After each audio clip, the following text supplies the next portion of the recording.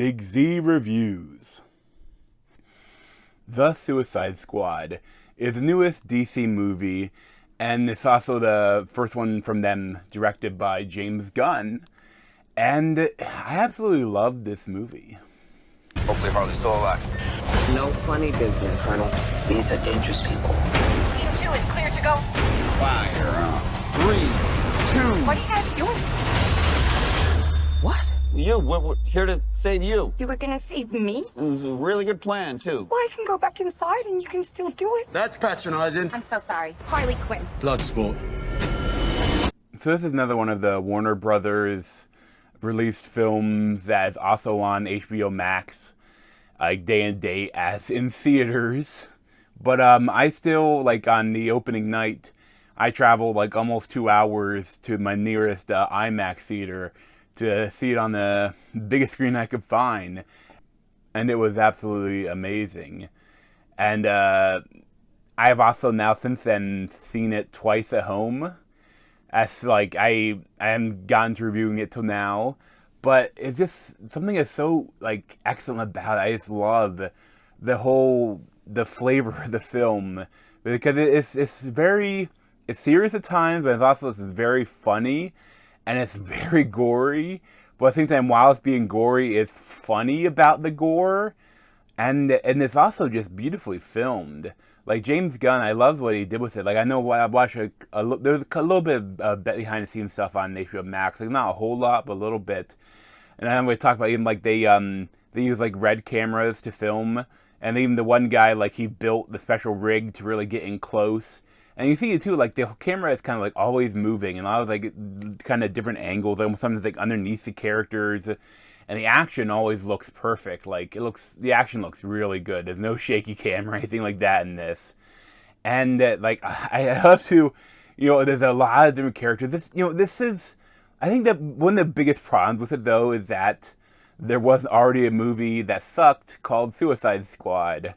So now this is the Suicide Squad. I think maybe people got confused or just that they didn't go out because of the pandemic and because it's on HBO Max and because it's really easy to pirate if you wanted to.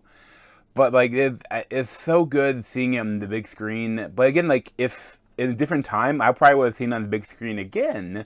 Instead, I've seen it multiple times at home.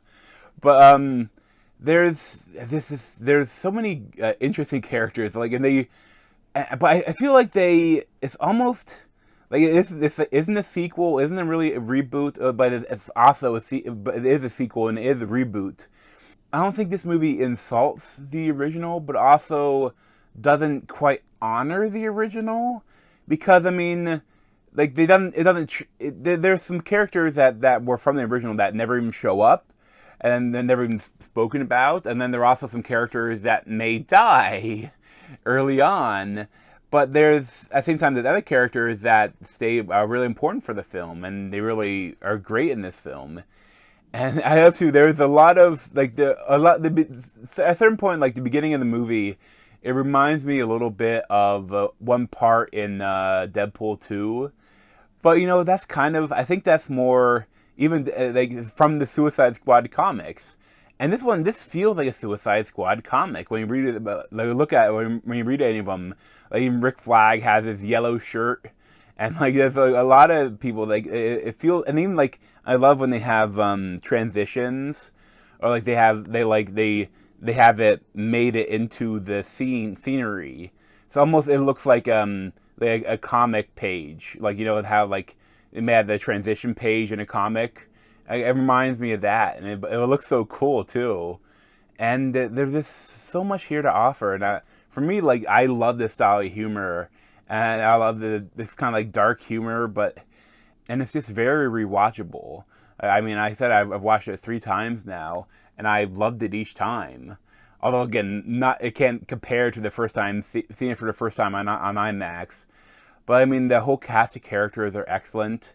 And I love that Viola Davis, she's great again, but again, I think almost commenting on the first one, how, she was so evil, she continued being evil, but she even, in the first one, she, murdered her whole staff, and, I think there's some commentary on that in this, too. I can't help thinking that when I first saw the movie, the first Suicide Squad, I was like, why are they getting in like American City again? This giant like bad that I think the Justice League would be here, but they should be in a third world country doing something shady, and that this is exactly what this movie is. But essentially, there's a Corto Maltesia or something like that.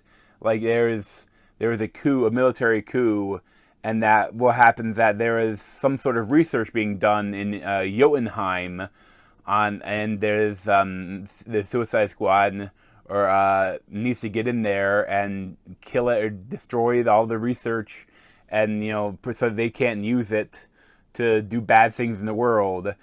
And of course, I don't know if I guess it's not really a spoiler. It's in the trailers, but that's what the Jotunheim is holding is Starro the Conqueror, and like he's like a kaiju, but really he's the first Justice League villain. That's the first villain that the Justice League came together to fight, and it's so cool to see Starro on the big screen because it's not. Really, it's like a classic villain, but never really done again much, because he's goofy. But I love the color scheme in here. Like, it brings so much color to the film. The Starro is so colorful, and you have this like giant eye, which looks the CGI for everything is really good. I love the CGI of Starro. Like, it looks like a real eye. It's creepy, and he big things him like he is his mind and he himself grows as he affects other people with little mini Starros on their face, and there's a lot of cool stuff with that. But at some point it becomes not too much like a little bit of the faceless army that they can fight, but there isn't that much of that. Like, honestly, there's a lot of people they kill just real people, Like, there's some scenes where they're funny but brutal. Like, kind of reminds me of like Legolas and Gimli when like showing each other off about killing orcs. But this is when then the Idris Elba as Bloodsport and John Cena as Peacemaker, like competing, killing people. And there's so many characters that are great. Like, I really like that they brought like Daniela Melchior as Ratcatcher too. She brought a lot of heart to the film. And there's David Dastmalchian as Polka Dot Man. He has a little bit of heart, but more again, he has a lot of comedy with him. Like, he pictures his mom kind of was an evil scientist that turned him and all of his brothers, tried to turn them into superheroes, and he has like infected by interdimensional virus, where essentially his superpower is he fires polka dots at people, but like he pictures he sees his mom everywhere, and there's some great stuff with that. Like, whoever played the mom is really funny. That's why I want to see behind the scenes footage of them catching the footage of his mom, because it's hilarious. And Idris Elba as Bloodsport, I really loved him. He was great as like the leader of the team, but at the same time, like, he is a lot like the previous like main guy, Will Smith, like his character. But I think that's like a lot of the DC characters are like that, like they're mercenaries in a helmet that are perfect shots, and a lot of them are like that. But that's like kind of like what John Cena Peacemaker is the same. There's like a joke about that at the beginning, and John Cena is really good in this. I like him a lot. Like, he has a really great, like, I know he's really good at being funny while being serious. Like, there's a lot of good jokes with him. And then you also have King Shark, which is played by Sylvester Stallone, the voice. And like he's really good too. He has some heart in the film and some comedy and there's some really I love like different stuff they do with him. It's like in the Harley Quinn cartoon, like, it's a different version of him, but this is more not as smart kind of, but it's really funny. And I like this Harley Quinn, Margot Robbie. I think this is kind of, I think, probably the best we've seen of her.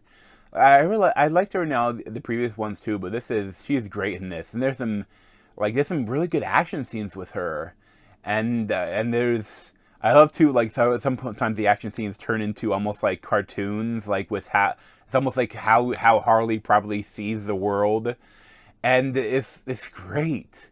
Like so much about it I just love. Like it's not really much that I didn't like about it.